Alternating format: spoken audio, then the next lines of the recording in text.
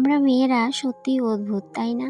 কারণ আমাদের ভাবনাটা যেই থাকে, সেই ভাবনাটার সাথে শেষ পর্যন্ত কিন্তু রিয়ালিটির কোনো মিল থাকে না। কোনো মিলই খুঁজে পাওয়া যায় না। অনেকটাই তফাৎ রিয়ালিটি আর মনের ভাবনাগুলো। তো রিয়ালিটিটার সাথেই কিন্তু আমরা আর মনের ভাবনাগুলো পেরে ওঠে না। তো শেষ পর্যন্ত রিয়ালিটির কাছে হার মেনে রিয়ালিটিটাকেই মনের পছন্দ মতো করে নিজের জীবনটাকে সুন্দর করে গুছিয়ে তুলতে আমরা কিন্তু মনোযোগ দিয়ে ফেলি। যাই হোক বন্ধুরা, অনেক কথা হবে, তার আগে বলো তোমরা সবাই কেমন আছো? আশা করছি রাধারানীর কৃপায় সবাই ভালো আছো। রুটি তৈরি করার পর চুলার যে একটা অবস্থা হয়ে থাকে সেটা পরিষ্কার করা আমার কাছে মনে হয় সংসারের সব থেকে কঠিন কাজ। রান্নাঘরে যে কাজগুলো করি সব থেকে কঠিন কাজ হচ্ছে রুটি করার পর পরিষ্কার করার ব্যাপারটা। যাই হোক, সেই যুদ্ধটা জয় করে ফেলেছি। তারপর চা করে নিয়েছি হাজব্যান্ডের জন্য, আমার জন্য। হাজব্যান্ডেরটার মধ্যে একটু চিনি দিয়ে দিলাম, আর আমারটা তো চিনি ছাড়া, তোমরা অনেকেই হয়তো বা জানো। তো যাকে হাজব্যান্ডকে চাটা দিয়ে আসি। আর আজকে আবার ছেলে বায়না ধরেছে ও চা দিয়ে রুটি খাবে। তো ওকে যে চা দেওয়া হয়েছে সেটা হাজব্যান্ডের কাপ থেকে একটু দেওয়া হয়েছে, সেটা আর তোমাদের সাথে শেয়ার করলাম না। তো আজকে যেহেতু মঙ্গলবার, ছেলের স্কুল আছে, আর এমনিতেও আজকে মনসা পূজা, শ্রাবণ মাসের সংক্রান্তি। তো সংক্রান্তিতে তো অনেকের বাড়িতে পুজো আছে। তো আর এই দিনে কিন্তু আমার বাবার বাড়িতে মনসা পুজো হয়। কিন্তু এবছর যেহেতু কাল ওষুধ, সেই জন্য বাড়িতেও পুজো নেই, সেই জন্য আজকে বাড়িতে আর যাওয়া হলো না। এবছর এই শ্বশুর বাড়িতেই কাটানো হচ্ছে। তো এইদিকে ছেলের জন্য টিফিনও করে নিয়েছি, আর ভাত করেছি। ওকে আবার ডাল দিয়ে একটু ভাত খাইয়ে দিলাম।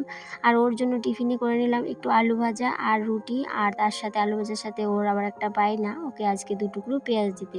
2 টুকরো বুঝতেই পারছো, ওর জন্য আর ওর একটা ফ্রেন্ডের জন্য।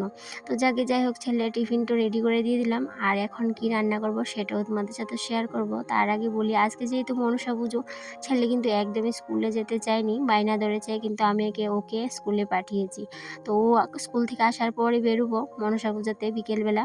তো এইদিকে ছেলেকে স্কুল গাড়িতে উঠিয়ে দিয়ে আবার ঘরে চলে আসলাম। ইন্ডাকশনে বসালাম ডাল, আর তার সাথে গ্যাসের মধ্যে বসালাম আগের যে পুরনো ডালটা ছিল সেটার মধ্যে একটু তেঁতুল দিয়ে একটু শুকিয়ে নেব।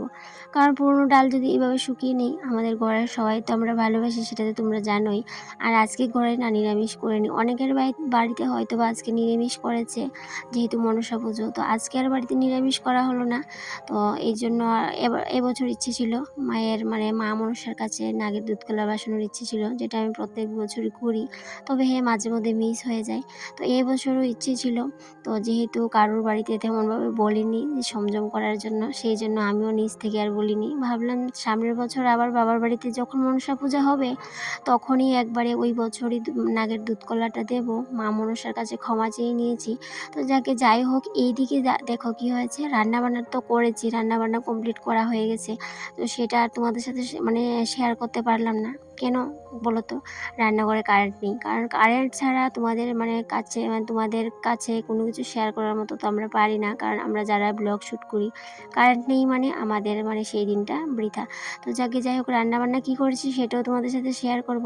তারপর এদিকে বাইরে কিছু কাপড় চোপড় ধুয়ে দিলাম, দিয়ে এদিকে বাসন কুসন, রান্না করার পর তো বুঝতেই পারো কতগুলো বাসন বেরোয়, সেগুলো ধুয়ে মেজে ঘর দুয়ার মুছে পরিষ্কার করে চলে আসলাম ঠাকুরঘর থেকে বেরিয়ে তোমাদের সাথে শেয়ার করব কি রান্না করেছি। আজকে রান্না করেছি শসা দিয়ে, মাছ দিয়ে, আর তার সাথে শুকনো ডাল তো সকালবেলা শুকিয়ে নিয়েছিলাম, আর ডাল করেছি, আর কারকল ভাজা, বেশ এইটুকুই। তো আজকে তো যেহেতু পুজোতে বেরোবো, ভাবলাম একটু তাড়াতাড়ি করে বেরিয়ে যাবো। একদিনই সকালবেলা ভাত খাওয়া হয় না, কিন্তু আজকে সকালবেলা ভাত খেয়ে নিয়েছিলাম ছেলের সাথে বসে। ছেলেকে যখন স্কুলে যাওয়ার সময় খাইয়ে দিয়েছিলাম, তখন নিজেও একটু খেয়ে নিয়েছিলাম। তো আর তারপরে যখন ছেলে স্কুল থেকে আসলো, ও আবার একটু তাড়াতাড়ি আজকে স্কুল থেকে চলে এসেছে। তো ও ভাবলো আমি ওকে ফেলে নাকি চলে যাই, তো সেই জন্য তারপর ছেলে বাড়ি আসার পর রেডি হয়ে বেরিয়ে গেলাম। তো এদিকে আমাদের বাড়ির পাশের বাড়ি চলে আসলাম। তো আসার পরে দেখি আমাদের পাশের বাড়ির কাকিমুনিও এসেছে। তো ওনার সাথে গল্প করতে করতে একটু গল্প আড্ডা করতে করতে প্রসাদ টসাদ নিয়ে নিলাম। এদিকে তারপর চলে আসলাম মামার বাড়িতে, যেহেতু 3:30টার সাথে সাথেই বেরিয়ে গেছি। ভাবলাম যত বাড়িতে নিমন্ত্রণ করেছে সবগুলো নিমন্ত্রণ রক্ষা করব। আর অনেক বছর কি হয় বলো তো, নিমন্ত্রণ অনেক বাড়ি থেকে করা হয় যে কোনো পুজো পালিতে, কিন্তু সবার বাড়িতে যাওয়া হয় না। কিন্তু আজকে প্ল্যান করে নিয়েছি কারোর বাড়ি মিস করব না, যত বাড়ি থেকে নিমন্ত্রণ এসেছে সবার বাড়িতে যাব। আর এটা হচ্ছে আমার মামার মামার বাড়ি, মেজো মামার বাড়ি। তো মামার বাড়িতে আসলাম। মামার বাড়িতে অবশ্য বলেছিল আগে মানে সকালবেলায় আসার জন্য, কিন্তু আমি আসতে পারিনি। তো যেহেতু আমি সংযম করিনি, সংযম করার কথা বলা হয়নি মামার বাড়ি থেকে, তাই জন্য আমি আসলাম না। আর তারপরে চলে আসলাম জেঠুর বাড়িতে। এটা হচ্ছে আমার জেঠুর বাড়ি।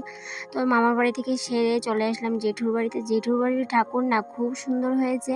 তার আগে যেই দুই বাড়িতে গেছিলাম তারা ওদের বাড়িতে করণ্ডি দিয়ে পুজো হয়েছে। যেহেতু আমাদের এদিকে মেইন পুজো করণ্ডি দিয়েই করা হয়, তবু জেঠুর বাড়িতে করণ্ডিও এনেছে, তার সাথে মায়ের মূর্তিটা তো খুবই সুন্দর হয়েছে। আর এই যে দেখতে পাচ্ছি উনি হচ্ছেন আমার একজন মামি। মামি তো জেঠুর বাড়িতে আসতে চায়নি, জেঠুর বাড়ির সাথেই মামির বাড়ি। তো আমি মামিকে জোর জবরদস্তি বলতে পারো নিয়ে এসেছি। তো মামির ইচ্ছে ছিল না যাওয়ার, কারণ মামির মাথাটা প্রচণ্ড ব্যথা করছিল। তো জোর করেই মামিকে নিয়ে মানে বললাম চলেন একটু ঘুরে আসি, তো এই বলে নিয়ে গেলাম। তো প্রসাদ প্রসাদ নিয়ে চলে আসলাম সোজা বাড়িতে। যতই ঘোরাঘুরি করি বাড়িতে তো আসতেই হবে।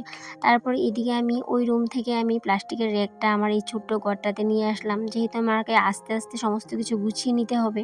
তো এখনও কিন্তু মাথা কাজ করছে না যে কোথা থেকে কাজ শুরু করব আর কোথায় গিয়ে আমার এই কাজ শেষ হবে, যেহেতু ওই ঘরে অনেক অনেক জিনিস।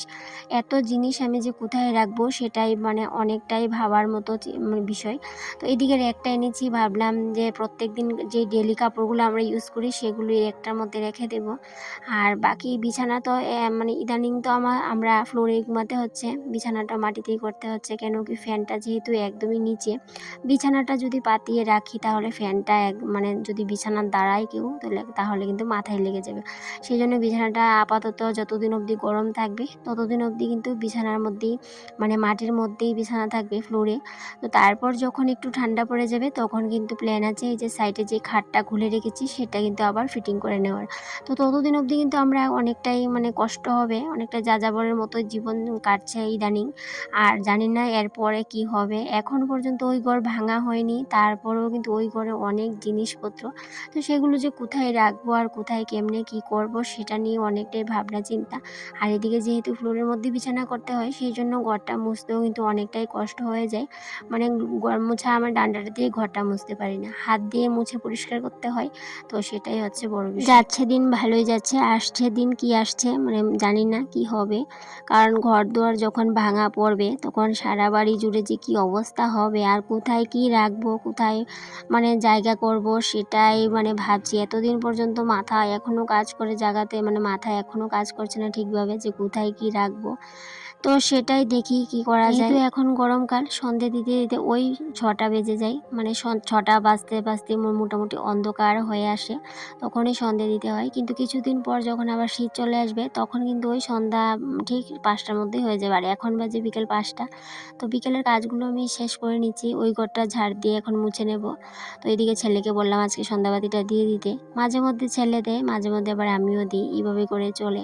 যেহেতু মেয়ে নেই, ছেলেকে দিয়ে মেয়ের কাজগুলো করাই। তো ছেলেও পছন্দ করে, ঠাকুর পুজো দিয়ে মাঝে মধ্যে সন্ধ্যাবাতি দিয়ে। তো যাই হোক, এদিকে দেখো আমার বারান্দার বাসনগুলো এখনও পড়ে আছে, এগুলোকে নিয়ে এখন গুছাবো। তো ছেলে দিয়ে ঠাকুর করে ঢুকেছে, দেখো কি অবস্থা, ও ঠাকুর করে গেলে যা অবস্থা করে। তো বন্ধুরা আজকে এখান থেকে বিদায় নিয়ে নিই তাহলে, টাটা।